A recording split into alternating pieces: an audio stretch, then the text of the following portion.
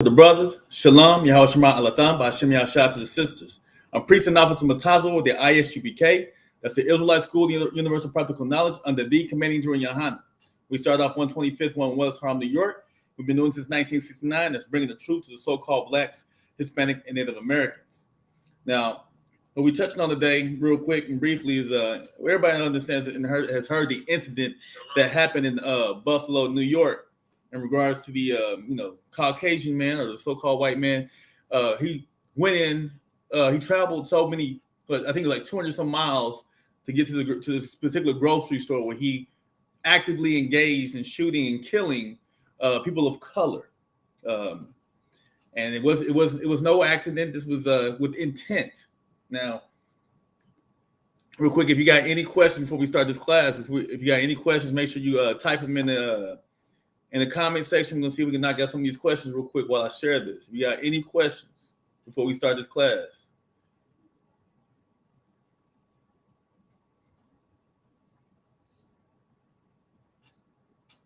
Make sure you make sure you share, make sure you like this, you know what I'm saying?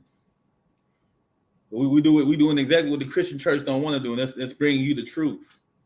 They sit here and they'll tell you prosperous things all day long. As soon as something tragic like this happened, they don't have any words. They just get to saying, "Well, you better thank God it wasn't you." That's about as much as they tell you, but they don't give you the answers that you need to survive something like this, right? But we're gonna get it. You see anything in that comment box? It's a lot of you, no. Lots. All right, nothing in there. Go ahead and share this real quick.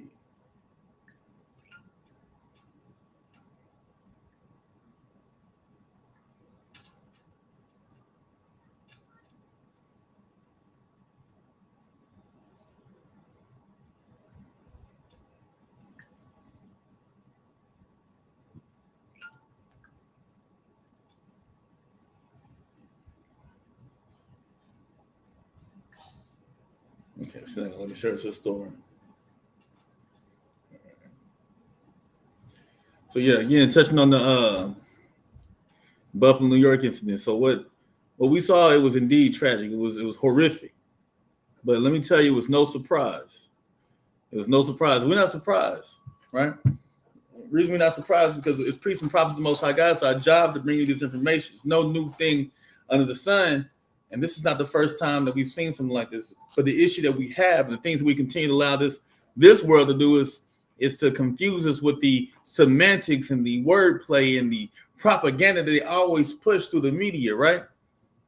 Because they'll tell you that we're one nation under God. They'll tell you that we're one people. But we understand that the so-called Blacks, Hispanic, and Native Americans, well, we don't receive the same justice as the other people within the nation, right? And I said the other people, so-called white men. We continue to see this constant continuation of injustice. We had it before slaves. After we were set free, we've never received the justice and the restitution that we deserve, right? Why is that? If we're supposed to be one nation, why is that? If we're supposed to be one people, because this is a song they sing.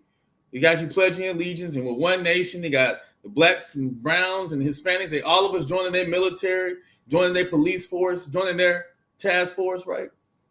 But why is it that even after we do all this, we still continue to see the broken end of the justice system? We don't get to see the true justice, right? I mean, they're already trying to say this man's crazy. This man drove that was, how you say, premeditated. This dude drove over so many miles, so many hours on the road to get to wherever he was, to Buffalo, New York, to massacre those people. The crazy person don't they don't plan nothing like that. It's impulse. They go into the closest spot to them. They don't drive with the intent for that long to assist somebody with meeting their demise. Now, Salaki, what we're going to do, let's go ahead and get Genesis chapter 25, verse 21, and hold that for me. What you have to understand first, so-called Black, Hispanic, and Native American man, we're different. We're built different. We're made different. We were created to be different. We're too busy trying to assimilate and be something that we're not. Now we're gonna get at the Bible, because if you can't begin to understand anything in the Bible, you don't understand who you are. Nothing in the Bible will ever make sense if you don't understand who you are. Right? Go ahead and get in Genesis chapter 25, verse 21, and start there real quick for me. Genesis chapter 25, verse 21. And Isaac entreated the Lord for his wife, because she was barren. Okay, pause right there. So this is we understand this is about to get into the story of Jacob and Esau, but Isaac entreated the Lord for his wife. His wife was barren, right? She couldn't have any kids, so he entreated the Lord. My wife's barren. What's going on, right? Go ahead, continue reading. Genesis chapter 25, verse 21 continued. And the Lord was entreated of him, and Rebekah his wife conceived. So now Isaac entreated the Lord, and the Lord blessed Isaac. Now his wife is having babies. She was able to conceive, right? Go ahead and read the next verse. Let's see what happened after she conceived. Genesis chapter 25, verse 22. And the children struggled together within her. Hold up. The children did what? Struggled together within her. I know babies kick and stuff. They move around, but what did the Bible say these kids did? Struggled together within her. These children struggled together within her. They were fighting. They were already they already had contentions towards one another. Go ahead, continue reading. Genesis chapter 25, verse 23. Slacky, 22 continued. Verse 22 continued. And she said, if it be so, why am I thus? And she went to inquire of the Lord. So now she's saying, if it's right, if it be so, why am I thus? If this be of the Most High God, why am I having this issue? What's going on in my stomach? If this be of the Lord, right? And so she inquired of the Lord. Hey, go ahead and continue reading that next one. Genesis chapter 25, verse 23. And the Lord said unto her, 2 nations are in thy womb. No, 1 nation. 2 nations are in thy womb. No, brothers, they're the same nation, right? They come from the same people, right? 2 nations are in thy womb. He said 2 nations. So before Rebekah even conceived, she had 2 nations of people in her womb. 2 nations of people in her womb, right? Go ahead, continue reading. Genesis chapter 25, verse 23 continued. And 2 manner of people shall be separated from thy bowels, and the one people shall be stronger than the other people, and the elder shall serve the younger. So two nations are in her womb. Most High God has already separated these brothers from the moment she conceived. They were separated. He said there's 2 manner of people, right? One people shall be stronger than the other people, and the elder shall serve the younger. So guess what? Well, matter of fact, let's continue reading. We understand that. So I'm gonna put it like this: so-called Black, Hispanic, and Native Americans. Well, guess what? We dominate in every sport. Every sport we dominate in. There's not one sport we don't dominate in. We dominate in all these sports, right? One people will be stronger than the other people. Go ahead and continue reading. Genesis chapter 25, verse 24. And when her days was to be delivered were fulfilled, behold, there were twins in her womb. Verse 25. Hold up, pause real quick. So I want y'all to be able to listen to these characteristics on how these children look when they came out of the womb. What do these kids look like when they came out of the womb? Go ahead, read that. Come on. Genesis chapter 25, verse 25. And the first came out red all over. And the first came out red all over. Go ahead, continue reading. Like an hairy garment. and they called his name Esau. So the first came out red like a hairy garment. Now, so there's a reason we say so-called white folks, because they're not white. This piece of paper, this is white. They're not white. So they know who they are. That's why they use when they go to describe themselves. Oh, we rednecks, right? Oh, I don't tan. I turn red in the sun. And if you look at them, they got to shave all the time. That's right. In her womb were two nations, two different manner of people. One came out red, hairy all over like a garment. Go ahead, continue reading. Come. Genesis chapter 25, verse 26. And after that came his brother out, and his hand took hold on Esau's heel, and his name was called Jacob. And his name was called Jacob. Now I'm gonna let the cat out of the bag again.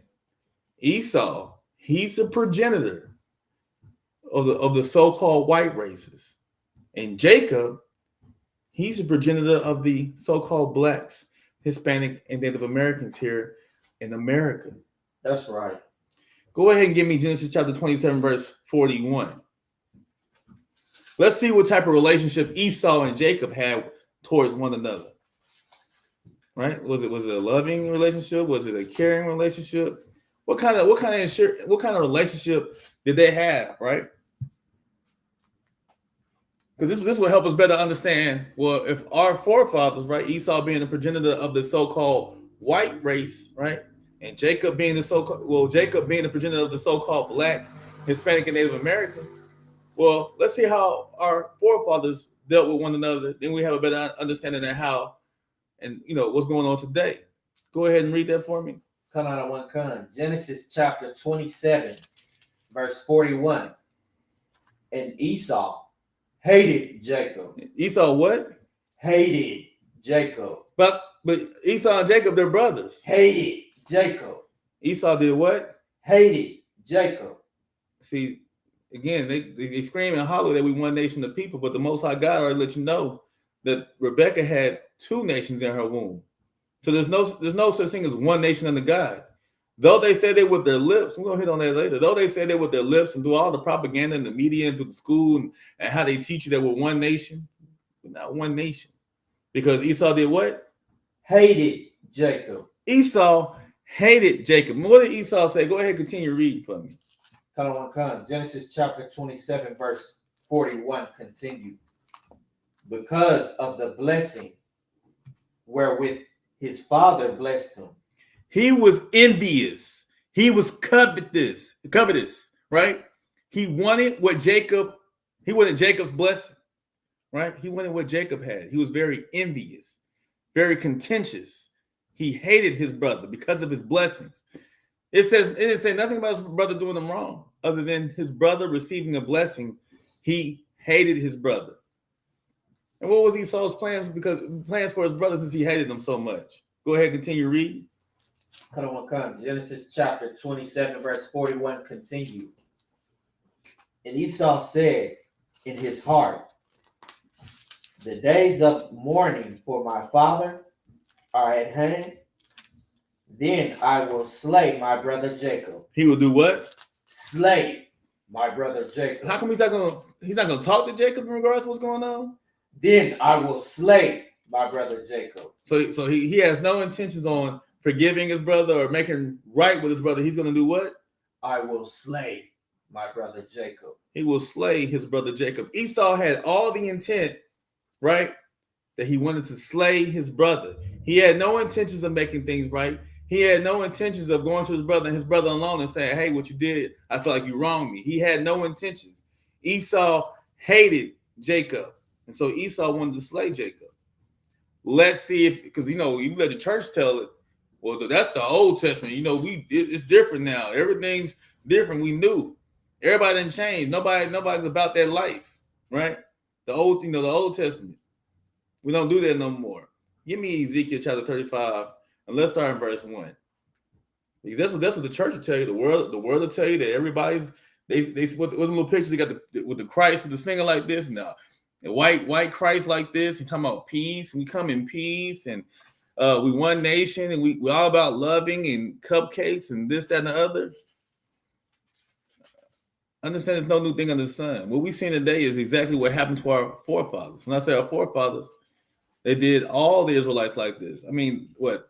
The so-called white man broke over 500 treaties with the so-called Native American man. That's right. Every time he's in there hollering, peace, peace. I love you, man. Peace. We're just trying to make treaties, man. We're just trying to find a way to live, cohabitate. You know, you get a piece of land and we get a piece of land and we can call it cool. And then at the end, they were already stealing the land, right?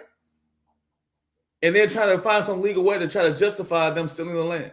Hey, look, man, I know we already took the land, but let's go ahead and do a treaty real quick because y'all busting our heads. We're afraid to sleep at night because y'all jacking us up, right? Because you got to understand, we was two different nations. We're two different nations of people. They come over here cunning. Esau was cunning. They're very cunning and they come in subtle. They use their tongues and they're very slick and sly when they talk, right? But let's see if Esau, maybe Esau ended up, loving his brother. Maybe he ended up, forgiving his brother. Maybe he ended up, saying, you know what, maybe I was wrong. I shouldn't have been that mad at my brother. I don't want to kill my brother. Maybe that's what happened with Esau. I'm gonna tell you right now, Esau never stopped hating Jacob. That's right. And that's thus said the Lord. The Lord said Esau never stopped hating Jacob. So Esau, the progenitor of the so-called white race, never stopped hating Jacob. Then you will ensure his kids didn't stop hating, right? Like father, like son, right? Go ahead and read what you got. Ezekiel chapter 35, verse 1. Ezekiel chapter 35, verse 1. Moreover, the word of the Lord came unto me, saying, Son of man, set thy face against Mount Seir, and prophesy against it. Verse 3. And say unto it, Thus saith the Lord God, Behold, O Mount Seir, I am against thee, and I will stretch out mine hand against thee, and I will make thee most desolate. Verse 4. I will lay thy cities waste, and thou shalt be desolate, and thou shalt know that I am the Lord. So this is like right there. So this is the Most High God. He's telling Mount Seir, also correlating to Esau. He's letting them know, hey, I'm about to lay your mountains to waste. I'm about to make you the most desolate person on the face of the earth. I'm about to ruin your career. I'm about to come down and lay hands on you, right? This is the Lord. Why is the Most High God so mad with Esau? Why is he so mad with Mount Seir? What does the Most High God have for Esau? And why is it that he's, Esau, right? And I say, why is it Esau? Well, you understand Esau, we read in Genesis chapter 25, it's like the 27:41 that Esau wanted to slay Jacob. That Esau became very envious and covetous, and he wanted to slay his brother because of his blessings, right? Now we read in the prophecies that the Most High God has prophesied that Esau will be desolate, that he's going to destroy Esau. Why is the Most High God going to destroy Esau? Go ahead and continue reading for me. Ezekiel chapter 35, verse 5. Because thou hast had perpetual hatred and has shed the blood of the children of Israel. He has done what? Had perpetual hatred. He has perpetual hatred. His hatred is unending, unyielding. To this day, the so-called white man, through his actions, show us that he hates the so-called blacks and Hispanic and Native Americans. Why? Because he can drive 200 miles and go gun down the grocery store, and he gets to keep his life, right? He can go into your church, he can gun your people down, and he gets to walk out and he gets to keep his life. Or they can come into your house while you eating a bowl of ice cream, gun you down. They get to walk out alive. But yet, the simple facts of a traffic, your tail light being out, or hey, you was driving too fast, a simple traffic infraction. The so-called blacks, Hispanic, and Native Americans, we losing our lives from simple traffic violations. Nothing about being, probable cause or that somebody's life being in danger and the police had to be called. You're simply having small violations. Hey, your tail light out. Hey, your tags are, your tags are suspended. Oh, I don't know, officer, I forgot. I'll go take care of that. And they don't even get to see the next day. They're losing their life. Right. And you tell me that the so-called white man doesn't hate the so-called Black, Hispanic, and Native Americans? You have to be living in the cave. You would have to be. You would have to literally be listening to the propaganda and the stuff they put in the media every day about how much they're trying to create plans and things to better your life. You understand that the more they help you out, the more they take from you. Think about it. Before you can get housing and any of this assistance, a woman can't have a man in the house. The one thing that the Most High God wants you to have in your house, you can't have a protector in your house, right? When you go fill out food stamps, they want to know all your tax information. They want all this. They want you to put your man on child support, right? These things they use for an avenue of saying they're going to benefit you. This is their way of prying into your life and getting information so they can use it against you type deal, right? But real quick, read verse 5 again for me. Ezekiel chapter 35, verse 5. Because thou hast had a perpetual hatred. Because Esau has had a perpetual hatred against who? And has shed the blood of the children of Israel. Because he continues to gun us down in the streets, in our homes, in the grocery stores, and hang us in the country. We don't have rest in this nation because he continues to devise plans and ways to destroy us as a people. Because he has a perpetual hatred. It hasn't stopped. Esau wanted to slay Jacob back then because of his blessings. He still wants to destroy us to this day for that same fact. But just in case, because Jacob being the progenitor of the so-called Israelites and Esau being the progenitor and the forefather of the so-called white nation, right? When I say white, so-called because they're not white. We're not Black. They have pinkish reddish tint to their skin, right? We're Black unto the ground. But go ahead and give me Obadiah chapter 1 and verse matter of fact, starting verse 8, we're gonna read down because we understand that Esau, the Bible, God does nothing but warn us. We allow these pastors who have joined themselves into the world to confound us and have us walking around here shamefaced because we walk around here trying to hold hands with the enemy, believing that the person who put us in captivity is going to be the person who's going to save us from himself. And let that sink in, because that's what Christianity is. They give you a white Jesus, right? White people put you into captivity. Now you're waiting for a white Jesus to come down here to take you out of captivity. It's not going to happen. It's the same way that you're looking for the police department to do research on themselves, to investigate themselves, and hoping that they give you justice. That's right. It's not going to happen. Right? But they guys living and believing in that type of ideology. But go ahead, read Obadiah chapter 1, starting verse 8 for me. Obadiah chapter 1, verse 8.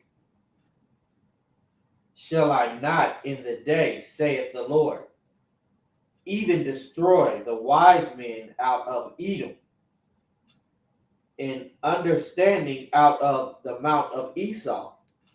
So go ahead and real quick read Obadiah chapter 1, verse 1 real quick, and then we jump back over here. Just in case you confused on who this Obadiah, the whole book of Obadiah is in reference to Esau, right? Let's go ahead and get this because this is the Most High God, right? Go ahead.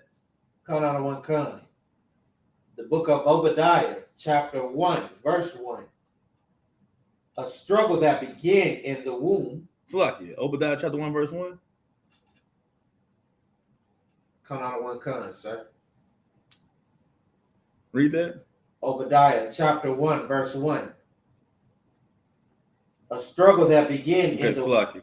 I'm going to go ahead and read it. Obadiah chapter 1, verse 1. It says, the vision of Obadiah. Thus said Yahweh concerning Edom. We have heard a rumor from Yahweh, and an ambassador is sent among the heathen. Arise ye, and let us rise up against her in battle. It's the Most High God saying, hey, I have an issue. I have an occurrence with you, Esau, right? All this is concerning Edom and how he's been treating his brother, but we'll get to that. Go ahead and jump back to verse 8. Obadiah chapter 1 verse 8. Shall I not in the day, saith the Lord, saith the Lord, even destroy the wise men out of Edom, and understanding out of Mount Esau. Go ahead, continue reading. Out of the Mount of Esau, verse 9.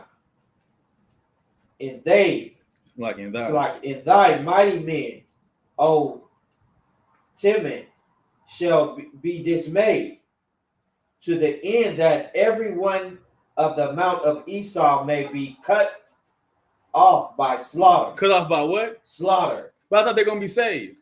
Cut off by slaughter. But I thought they're going to have everlasting life. Esau may be cut off by slaughter. This is Most High God has an issue with Esau, and Esau is going to be cut off by slaughter. Why is Esau going to be cut off by slaughter? Let's go ahead and continue reading. The book of Obadiah, chapter 1, verse 10. Verse 10. For thy violence against thy brother Jacob. Because of what? Thy violence against thy brother Jacob. Oh, because of his love for Jacob. For thy violence. Because he cares about us so much, he creates a system that destroys and holds us down. For thy violence against thy brother Jacob. Because he's trying to create a way for us to rise during this time of our fall.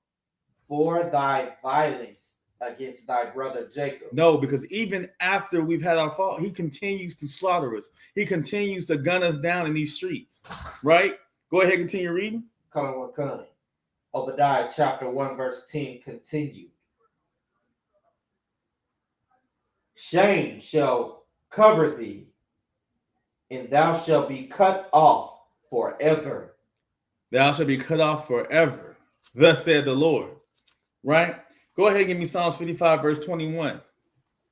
Because this is where a lot of our people, we tend to be very contentious towards one another. We have hate for one another, but we have love and unconditional love for this oppressor, this person who continues to do us wrong with no means of ever seeing it stop. Oh, they'll tell you all day long, we seeking justice. We want to see, everybody live, in peace. They say these things.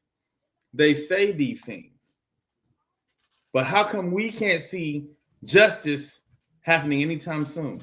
How come we can't see this violence coming to an end anytime soon?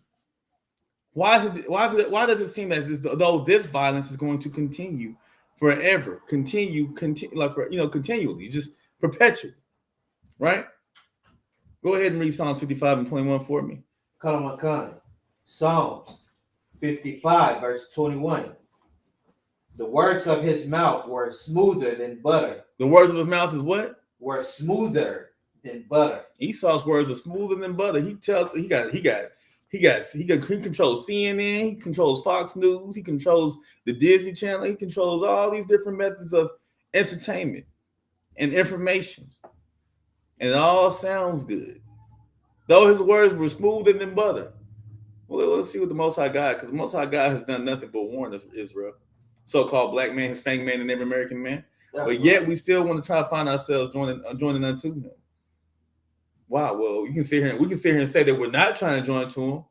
But when I see somebody get gunned down, the first thing we want to do is step in the name of love for little Tyreek that got shot by a cop, or peacefully protest for our people being gunned down. And I think that group was Black Lives Matter, a whole LGBT movement. And they took in about $6 million mansion. All the proceeds that were to help the community, right? About a $6 million mansion. Come on, we're gonna start falling for the fallacy, man. These people, our own people have sold us down the river. Now, for those who don't understand that terminology, my grandparents used to use that all the time. See, as a slave, you didn't want to go further down south because you understood that the slavery and in the work ethics got harder as you.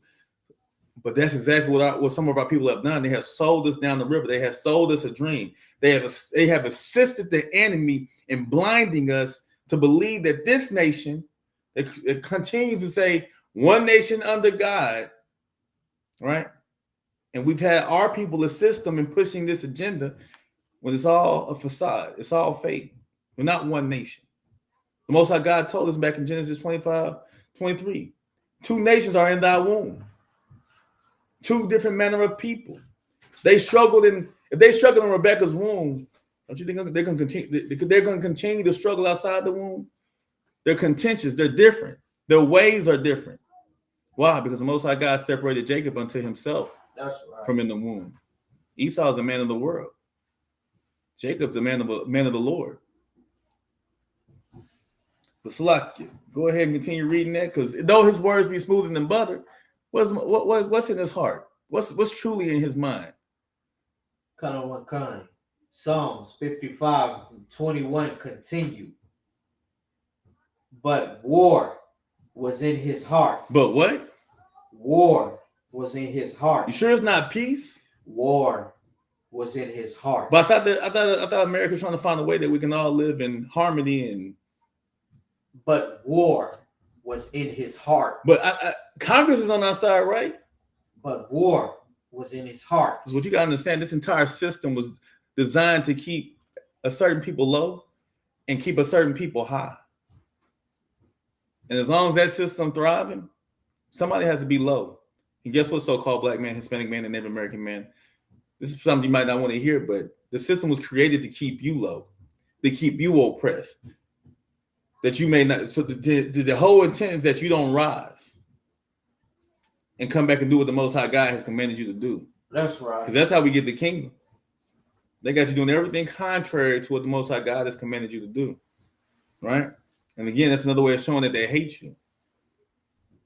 If you love me, you would want to see me excel, see me exceed. Right? See me take my rightful spot on this earth.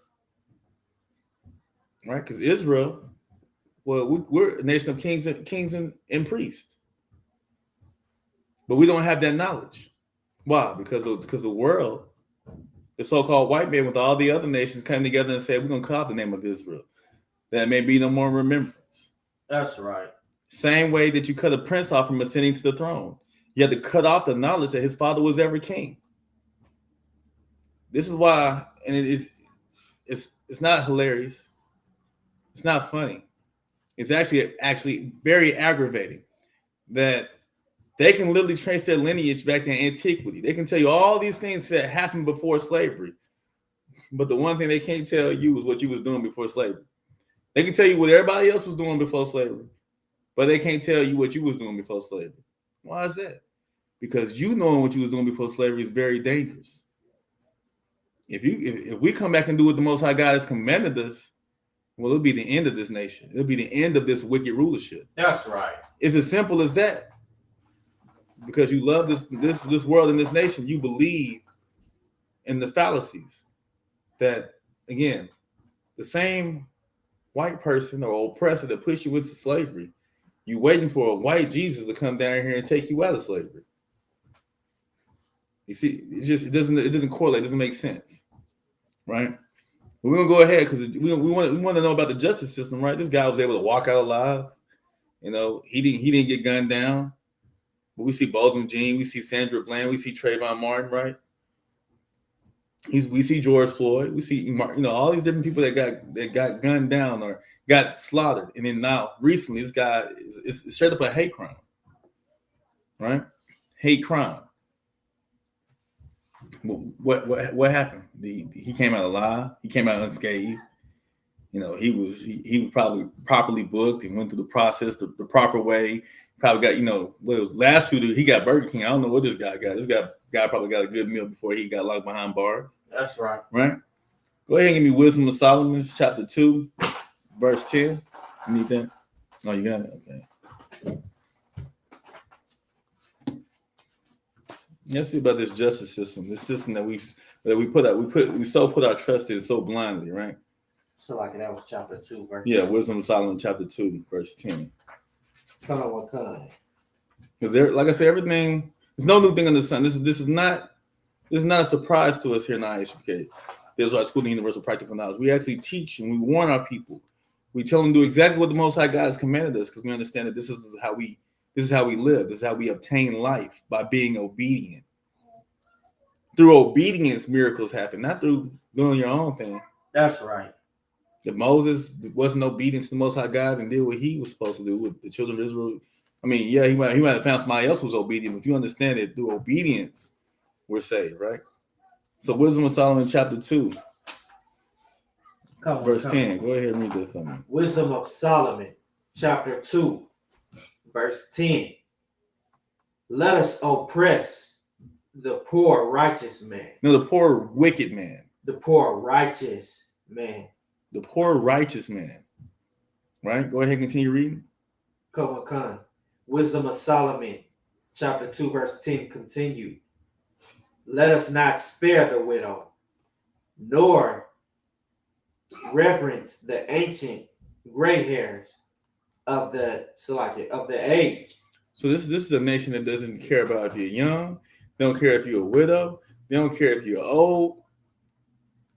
They're messing you up. They're jacking you up. And that's what we see here in America. Right? And you see where it says poor righteous man. Because you know why? Because at one point, we knew that we were the children of God. At one point, we knew that we had to keep the law, statutes, and commandments. But now they teach us they have, like I say, you have the wicked men of the world. There are pastors who have joined themselves unto the world that assist the world in lying to you by telling you that the law has been done away with, by telling you it's okay to eat shrimp, crab, and lobster, by telling all these are a form of hate, self-hate, and self-destruction, right? That gives power to this wicked nation. They continue to rule over us with an iron rod, right? Go ahead and continue reading. Wisdom of Solomon chapter 2, verse 11. Let our strength be the law of justice. Pause right there. So this is what America does. This is what the so-called white man does. He's created a system, a justice system that benefits him. That's where his strength comes from. That's right. He can sit here and go to court, and he can murder 10 people, go to court, and be set free. We steal a bag of chips again, or have a slight trapping infraction, and we're losing our lives or being sentenced to jail for the rest of our lives. Why? Because he said, let us oppress the poor righteous man.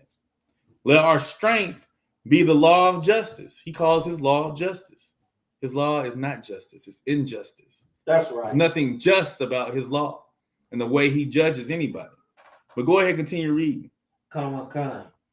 Wisdom of Solomon chapter 2, verse 11 continued. For that which is feeble is found to be nothing worth. Go ahead and continue reading. Verse 12. Therefore, let us lie in wait for the righteous. Right there, pause. This is exactly what they do when they in your cities and your hoods, and they're sitting here waiting, devising a plan. When we see this and this happen, we're gonna go up and we're gonna shoot them. We're gonna say this and that. They sitting here and they lying in wait, just so they can destroy the righteous. They don't go to their neighborhoods and be like, hey, let's wait for two white folks to be driving down the street and just gun them down and profile them. No, they sit here and they're in your neighborhoods. They're in your cities. They're lying in wait to find you at fault. And if they can't find you at fault, well, we've seen the stream of videos that surface with the police planting drugs and planting evidence and planting weapons on people who didn't have weapons.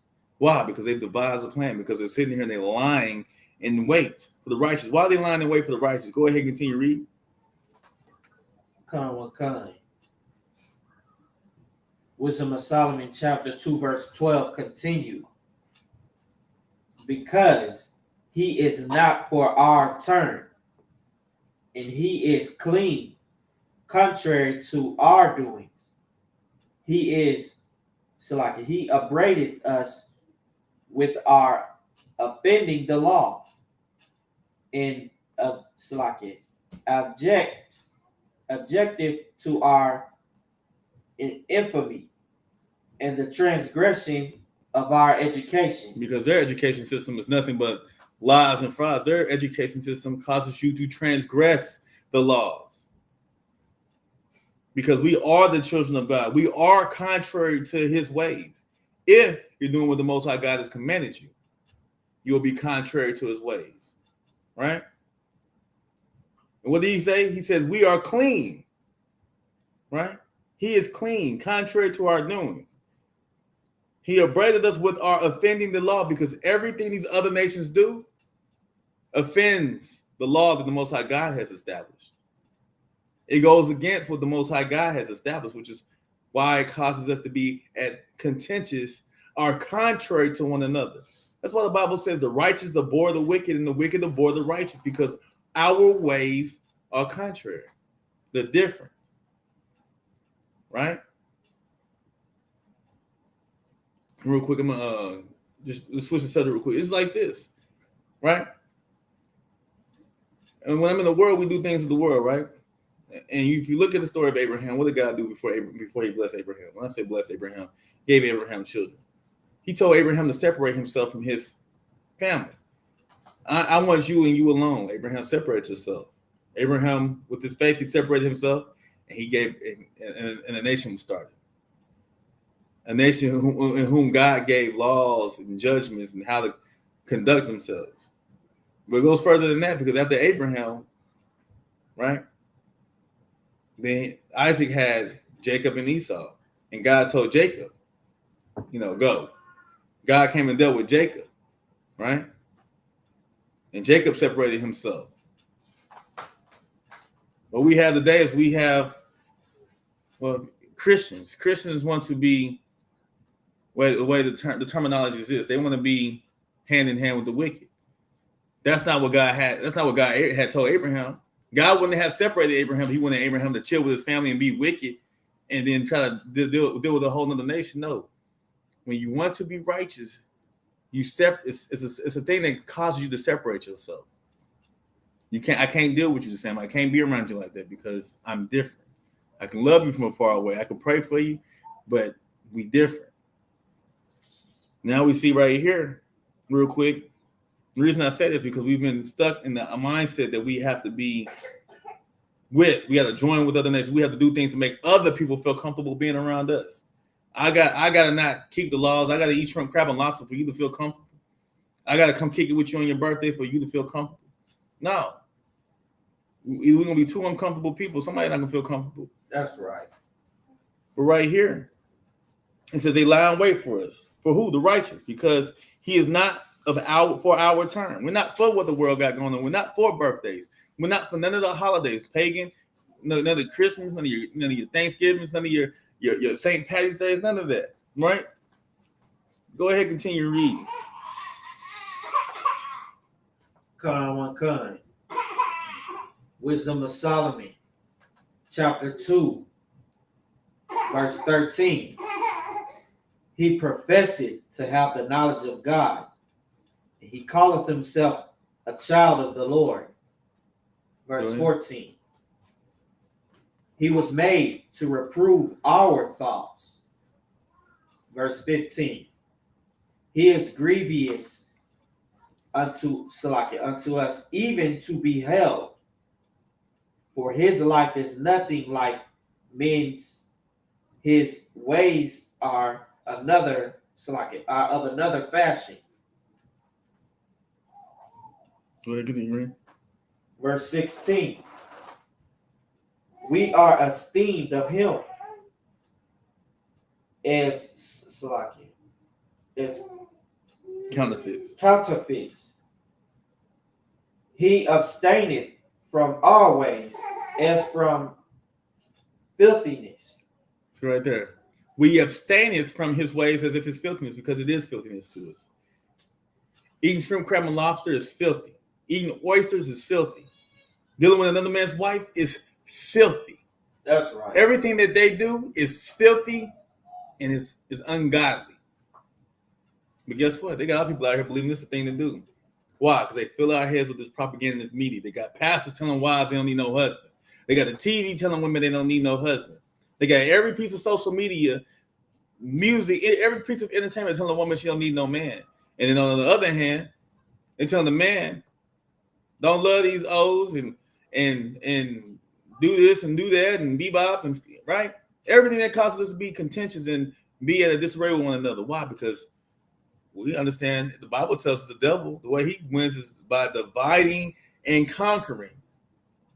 So first he divided the so-called Black, Hispanic, and Native Americans up by giving us different bywords.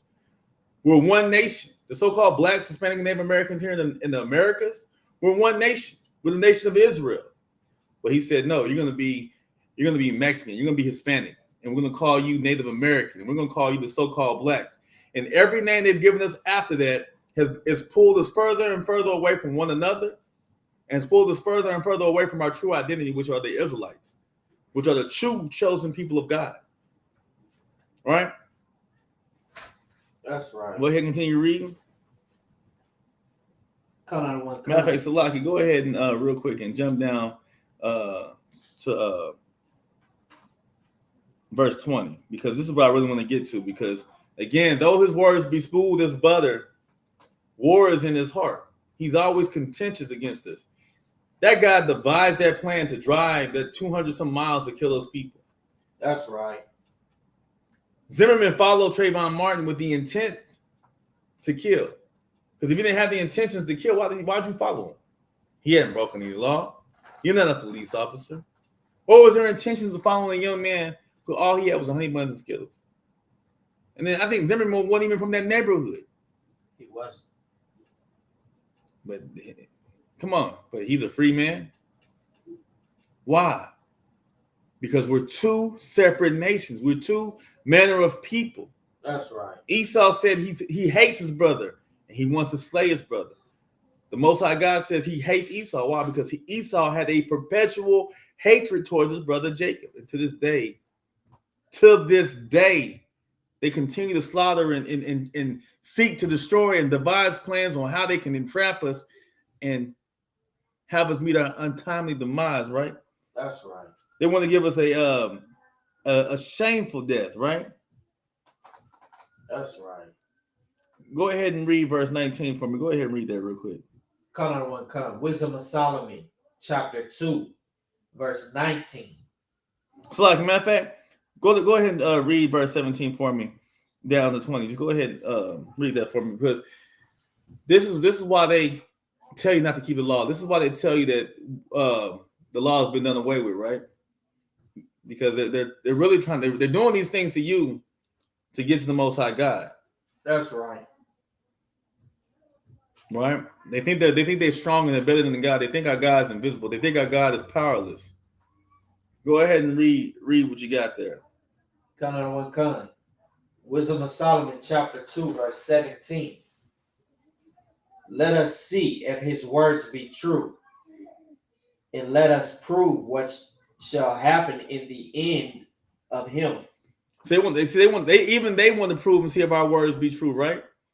When we say that thus said the Lord, he's going to come down here and destroy the so-called white man, they want to see if these words be true. Let us prove what shall happen in the end. They're doing these things because they don't believe our God got the power. They don't think our God will do it. And in doing so, they want to make sure that we stay wicked. They want to ensure that we be contrary to our God also. Go ahead and continue reading. Wisdom of Solomon, chapter 2, verse 18. For if the just man be the son of God, he will help him and deliver him from the hand of his enemies. Because they understand that they are enemies. They know this. So-called black man, Hispanic man, and Native American man, how come you don't know this? They know that they know that we're enemies. They know we're not the same. They know that they're at war with us, but you want to continue to live in La La Land and believe that, oh, they love us, man. Look what they've done for us, man. They've done so much. What have they done? What have they done? Please expound what have they done. I'm gonna tell you what they've done. Let me give you the truth. What they did is they had 400 years of free education. That's right. Everything on this planet is made by us. When I say made by us, well, we are the beginning of everything. Because every nation that has had a hand in our destruction. So what does that mean? Every nation that has had, how you say it, our knowledge. They've had the opportunity to get free education. They've all had the opportunity to have free, slave, right? Free labor. But America, they had over 400 years of free labor, right? Free education. And they got free land out of it. And then they turn around, they tell you to get the education they stole from you, you got to pay to go to college to get the education back. That's right. Oh, you want the land? You want some land? Oh, you have to pay to get that land back. That's right. Oh, and by the way, we're gonna pay you the bare minimum. So good luck.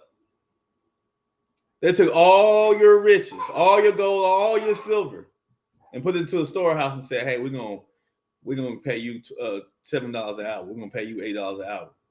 They took your inheritance and gave you a portion. And you want to sit here and talk about all the things that he's done for you. What has he done for you? He has done nothing but rape, rob, kill, and murder our people. That's right. And because of that, the Most High God has given the decree for Esau, for the so-called white man, and what he has done to us. Because what happened in Buffalo, New York was no accident. There was no, well, he's crazy. You know, crazy? It's an impulse. You do things as sporadic. You might go outside your neighborhood and get the, blazing, but this dude drove hours, right? Go ahead, continue reading. Come. Wisdom of Solomon, chapter 2, verse 19. Let us examine him with despitefulness and torture, that we may know his meekness and prove his patience. Verse 20. Right there. Hold up. Right there. The Most High God again showing you that these people are doing nothing but devising plans on how to destroy you. Let's test his patience. Let's see let's test his meekness. Let's prove and see what he got going on, right? Go ahead, continue reading. Wisdom of Solomon, chapter 2, verse 20. Let us condemn him with a shameful death. Let's condemn him with a shameful death. Why is it that when Trayvon Martin got killed, when Michael Brown got killed, when George Floyd got killed, why were the victims being investigated, not the people who killed them? Right. Because they wanted to make sure they gave him a shameful death. Trayvon Martin smoked weed, trying to destroy his character. George Floyd was crazy. He was on meds or whatever the case, trying to destroy his character, trying to put them in a position where they can justify the murder and the death of a person of color. A little Hispanic boy, I think it was like 14, that was running down the alley from the cop. Cop said he saw a gun, but there was no gun. And everybody saw the footage. There was no gun, but he gunned them down. It was another one where Hispanic brother, he was a security guard at like a car lot or something like that. Got gunned down, right? By the police. You can't even get a job as a security guard without being gunned down by the police. That's right. But then yet you sit here and say that this nation is for us. We're one nation. First, you have to understand so-called black man, Hispanic man, and every American man. You are the child of God. You are the Israelites that the Bible speaks of. We're not the same as everybody else. We're different. We're built different. We're made different. And guess what? That means we need to eat different, live different, and say different. You know what I'm saying? Just be different. Separate ourselves. You don't see kings and queens eating with peasants. So why would a nation of king and priests continue to sit here and eat with dogs and nations that are not for us? The Most High calls them nothing. They are nothing to him. Right? Go ahead, continue reading. Was there any more in that? Come. Go ahead. Wisdom of Solomon, chapter 2, verse 20, continued. For by his own sayings he shall be respected. Because we try, he was a good man. He was a father. They understand that we're going to do this. So guess what they do? They try to give him a shameful death. He was a good man. He raised his kids. He loved his kids. And in the media, the kids got to sit here and see that their father was a drug dealer, or he smoked weed once, or he was a hoodlum, or he was portrayed to be a gangster. What child want they childhood hero, which should be their father, to be portrayed as anything other than a great man who did nothing but sacrifice and made sure he ends meet and that I could have a food on the table, right? That's right. But go ahead and give me Matthew 24:4, because this is why we really need to know, because we can't begin to understand the Bible if we don't understand who we are. We can't begin to understand what's going on if we don't. That's what I'm saying. What happened in Buffalo was a tragic event. But what I'm saying is it didn't surprise any brother in the I.S.U.P.K. It didn't surprise any sister in the I.S.U.P.K. Why? Because we educate our people. We warn our people.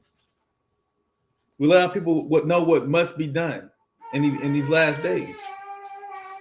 The wise of the Most High God that he has raised these priests and prophets to come out in these last days and bring this truth to our people and raise our people about the mud, right?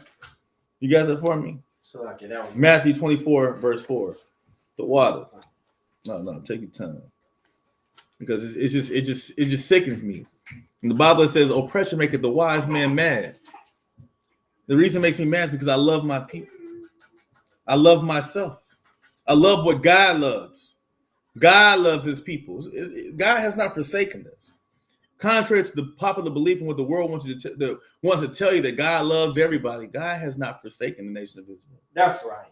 That's why you see these prophecies for these nations and for the wicked things they've done to us. The Most High God, when he come back, he's not coming back to sing Kumbaya.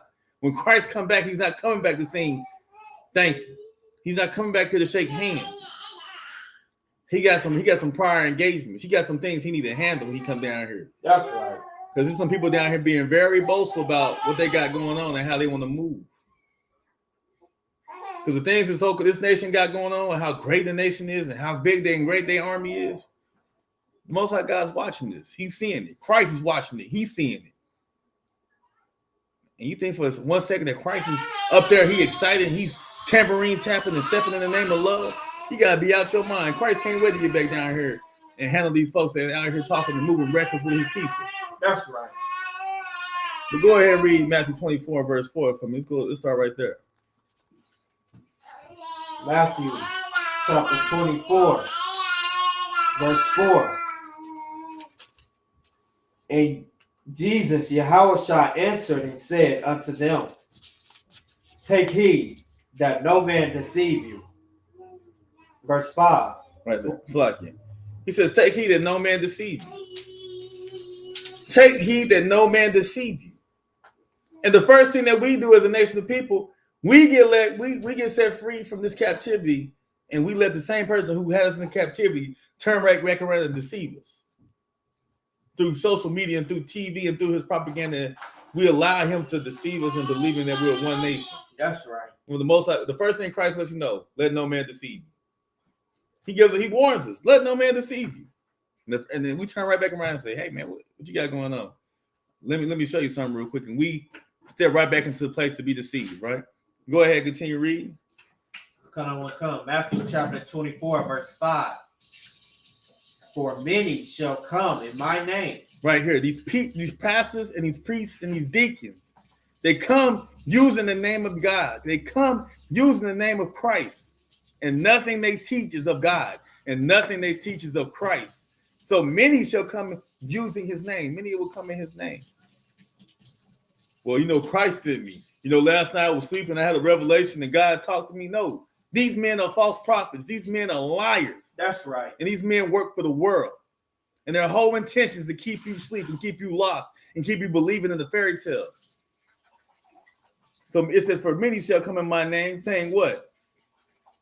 For many, Matthew chapter 24, verse 5 continues, saying, I am Christ, and shall deceive many. So this is where we get this picture of your Cesar Borgia claiming to be Christ.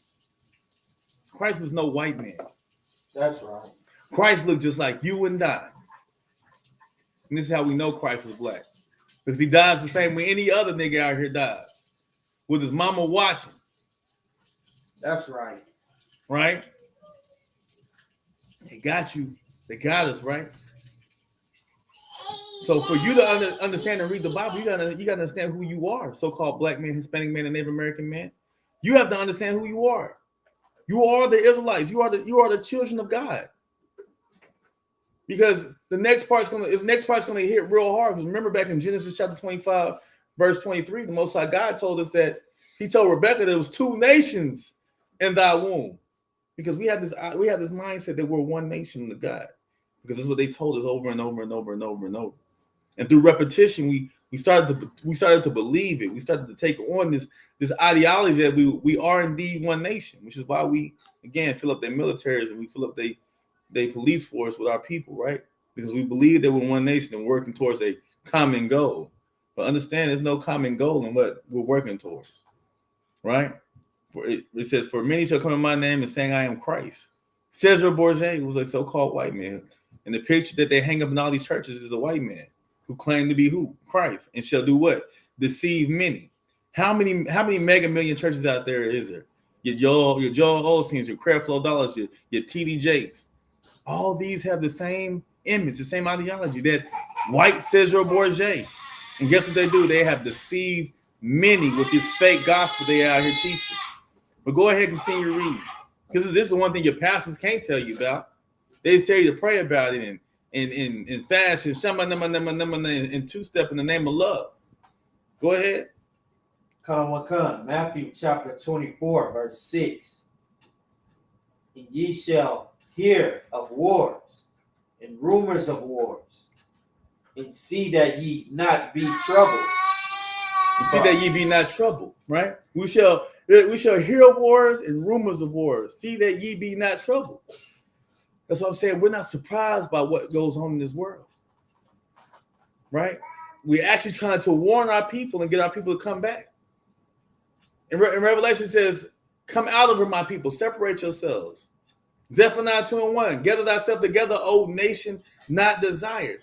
That's what we do in I.S.U.P.K. We're trying to gather our people and then edify and educate our people on how to move so the incident that happened in Buffalo, New York won't happen anymore. We won't have to get on the TV and on Facebook and see our people being gunned down and then see the gunmen be considered to be crazy. And then this man may get away with murder, right? We won't have to sit here and look and continue to be look at this buffoonery and wonder when it's going to happen to me. When's my turn? I'm, moving a certain way, right? He says, be not, sluggy. See that ye be not troubled. We shouldn't be troubled with these things if we're doing what the Most High God has commanded us, right?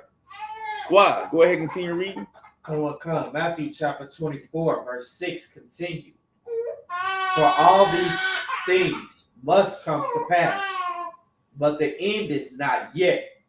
All these things must come to pass, but the end is not yet. So even though we see these things happening, it's not the end. It's actually the exact opposite. Go ahead, continue reading. Come. Matthew chapter 24, verse 7. For nation shall rise against nation. Pause right there.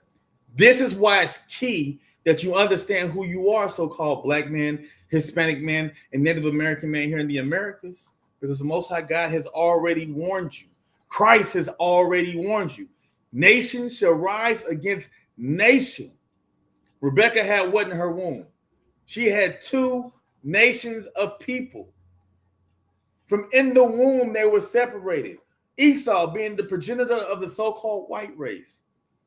Jacob being the so-called progenitor of the so-called blacks, Hispanic, and Native Americans, right? Here in the Americas. So when we see nation shall rise against nation, we shouldn't believe, because this is what because of the ideology and what the world pushes, we think nation against nation is United States against Africa, United States against Russia. This is where the Bible is talking about United States against Iraq or United States. No, nation against nation is people against people. Esau versus Jacob. That's right. Jacob versus Esau, or the Ishmael versus Moab, or Moab versus Ishmael. Those are nations of people. But because your identity has been taken, you don't understand that you are a nation of people. You don't understand that you are a nation of king and priest. Because your identity has been stolen. They cut off your history and they gave you a different history. Guess what they gave you? They gave you his story. They gave you his version of history. And that's why no matter how many years we've been living, we still get taught the same his story class. Nothing's changed. When are my kids going to start learning about my history? It doesn't matter about my history because they understand they have a system for brainwashing and it works. Why fix it? Let's continue to talk about Martin Luther King and Rosa Parks and all these people who sold their people down the river, right? Why? Because this is how they brainwash our kids and believe in to continue to move down this path to our own destruction. But again, this is why it's important for you to know who you are, because Christ said, what did Christ say? Read it again, verse 7. For nation shall rise against nation. For nation shall rise against nation. In Genesis chapter 25, verse 23, Rebekah said, why am I thus? Most High God said, because there's two nations in thy womb. Two nations.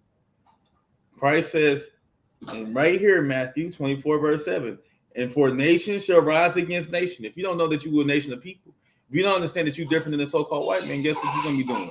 You're going to be joining yourself with him to help destroy your people.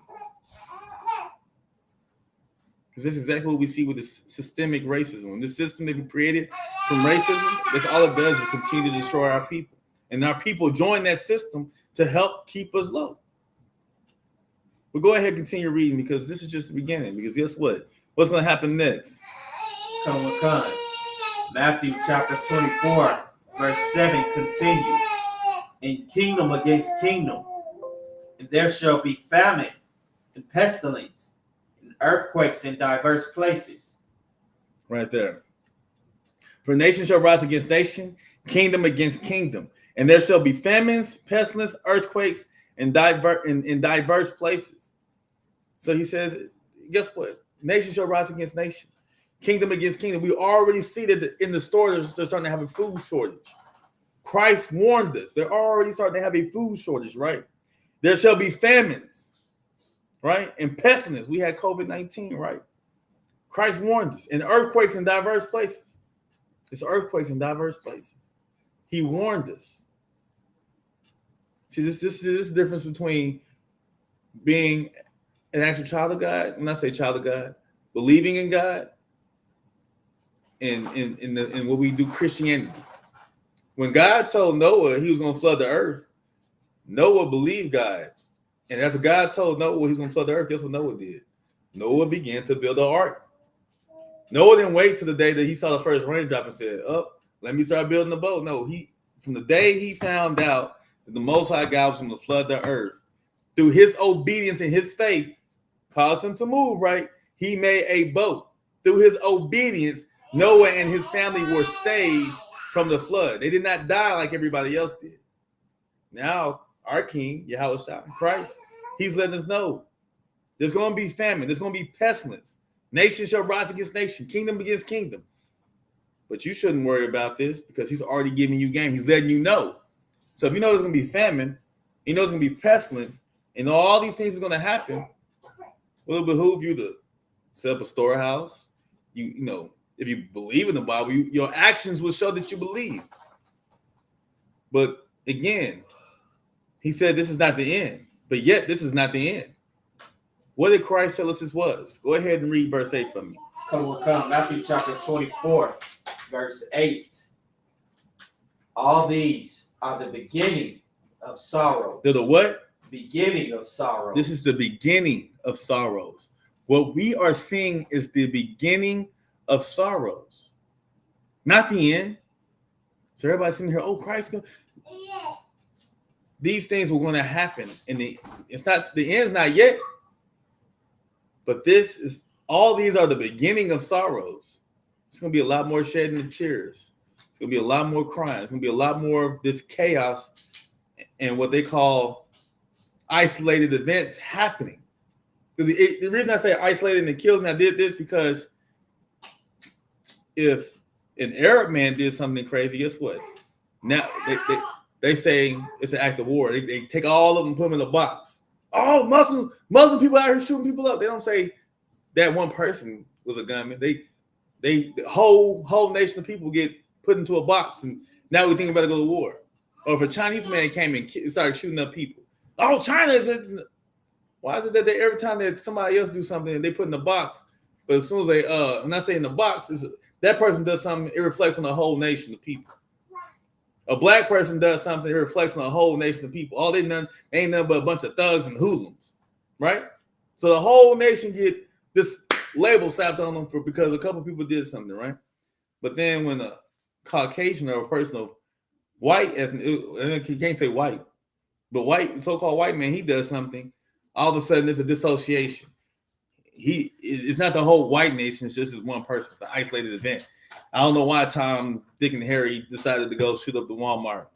He did that on his own. He doesn't represent us as a nation. How's it that they can disassociate themselves from these people who have these heinous acts of violence? And it's always them shooting up schools, shooting up churches, That's right. shooting up mosques. They shooting up everything. But every time they shoot up something, they can disassociate from that person. That person act on his own. But as soon as somebody of color does something, or a different nation does something, we're all put into that category. We're all put into a box. That's right. Why? Because though they speak peace with their mouth, they're always looking for a way to go to war. That's right. War on drugs was a direct correlation on their way to get inside of our houses to destroy our people. Right. Because they're always looking for a way to go to war. We do something, it's the whole nation. Oh, we gotta go to war. Them black folks is acting crazy out there. Chinese man, oh, we gotta go to war. China acting crazy out here. Arab man does something, oh, we gotta go to war. Arabs out here acting crazy. White man does something. I don't know what Tom, Dick, and Harry was thinking. It's a disassociation. Why? Because they can't go to war with themselves. So they're looking for a reason to go to war with other nations. They're looking for a reason to slaughter people because it's in them. That's right. We understand Esau hated Jacob. Perpetually, he hated Jacob. Right? And this is the beginning of sorrows. There's going to be more to come. Thus said the Lord. Thus said Christ. Our King said that. This is just the beginning. That's right. This is just the beginning of sorrows. Right? Well, go ahead and give me Revelation 13 and 10, because guess what, Israel?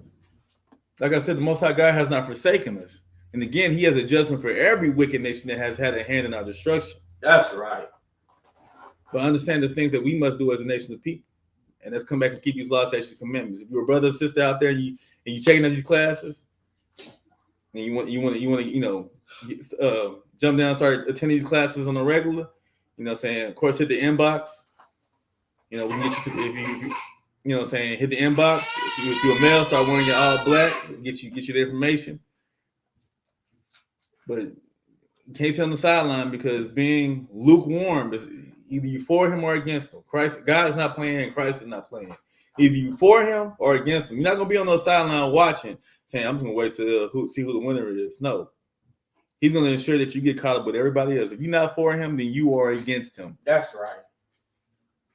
Well, go ahead and read Revelation chapter 13, verse 10 for me. Because the Most High God is good. You know what I'm saying? When I say good, he's just in his judgment. Cut out one kind. Sloppy. Revelation 13 and 10. Come on. All right. Revelation chapter 13, verse 10. He that leadeth into captivity shall go into captivity. Those who led us in captivity, right? They shall go into captivity. I think they call it karma, right? What goes around comes around. And I believe a lot of people in the world believe in karma, right? Good karma, bad karma. Well, the Most High God said, he that leadeth into captivity shall go into captivity. So those who led the nation of Israel into captivity will go into captivity. Go ahead and continue reading. Come on. Revelation chapter 13, verse 10, continue. He that killeth with the sword must be killed. No, he might be killed. Must be killed. If you believe, he's going to be saved. Must be killed. Most High God says, he that killeth with the sword must be killed. He that killeth with the sword must be killed. The Wallace and Most High God that he's going to handle our enemies for us. That's right. But go ahead and continue reading for me. Come on. Revelation chapter 13, verse 10. Continue. With the sword. Here is the patience and the faith of the saints. Here's the patience and the faith of his saints. The so-called Blacks, Hispanic, and Native Americans here in the Americas. Now, of course, we're scattered all over the world. But right now we're here in the Americas. So those Black, Hispanic, and Native Americans are scattered here in the Americas. And most of our guys said, here's the patience of the saints. Here's the patience and the faith of the saints. Well, let's go ahead and find out what that patience and that faith is. Go ahead and give me Revelation chapter 14, verse 12.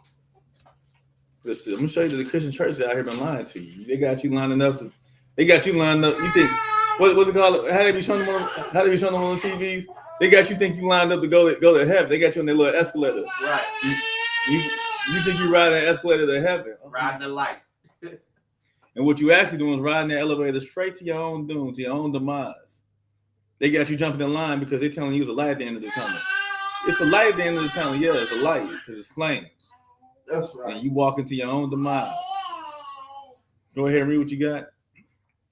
Revelation chapter 14. Verse 12. Verse 12. Here is the patience of the saints. Here are they that keep the commandments of God. They do what? Keep the commandments of God. But I thought the law's been done away with. Keep the commandments of God. You see what I'm trying to show you here? Your pastors and your priests and your deacons, they have joined themselves into the world, and their only thing, they're just trying to live out their best life, just like the so-called white men. They're trying to live out their best life right now. They're trying to. Why is it they say? What it says? Your money's where your heart is. Right. And every pastor, all these mega men, they have their own private jets. They gotta have a Bentley. They gotta have a Rolls Royce. They gotta have a mansion. Why? Because they're showing you through their actions that they're trying to create their storehouse here on this earth right now. They're trying to have the treasures of the earth. They're not trying to, was it said they kingdom, they're spotting the kingdom. Everything they're doing is carnal. Everything they're doing is fleshly. That's right. So they tell you that the law's been done away with, but right here, right? Revelation chapter 14, verse 12. Here's the patience of the saints. Here are they that keep the commandments of God. Go ahead, continue reading. Come. Revelation chapter 14, verse 12. Slack. Go ahead and read that from the top for me. Come. Revelation chapter 14, verse 12. Here is the patience of the saints. Here are they that keep the commandments of God and the faith of Yahushua Christ. Here's the patience of the saints. Here are they that keep the commandments and the faith of Yahushua. So again, remember, so-called black man, Hispanic man, and Native American man. We are two separate nations of people, right? We're not the same. So it behoove you, right, to do what the Most High God has commanded you to do, and stop listening to this nation and believing that they are for you. Or you'll see more incidences, just like you saw in Buffalo, New York. And again, like they said, it was tragic, and it upsets me. And it's like that concludes my class. I'm Priest Officer Matazo with the I.S.U.P.K. This is Israelite School of Universal Practical Knowledge under the Commanding General Yahanna. We started off 125th, 1 West Harlem, New York. We've been doing this since 1969, and it's bringing the truth to the so-called blacks, Hispanic, and Native Americans. Give me a second. I'm going to go ahead and get the security announcement.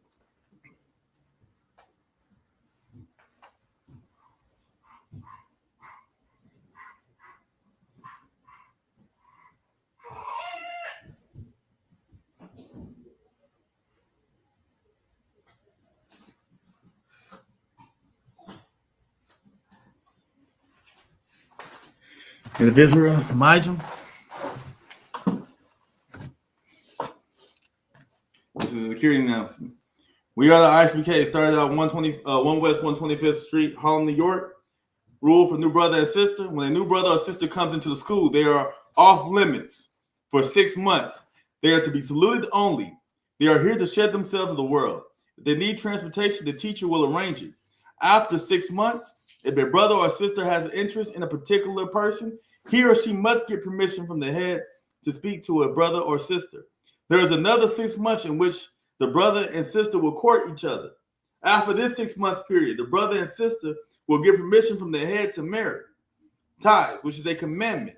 Numbers 18:21 and Malachi 3:8-10. Ma'ashara, which means 10th in Hebrew. 10% of every penny of any increase that Yahweh gives you, gives to the Treasury Department or teacher. Priest funds, free will offering for priests, not mandatory. Whatsoever amount you would like to upcoming holy convocations, we do have the Feast of Purim or Feast of First Fruits coming up.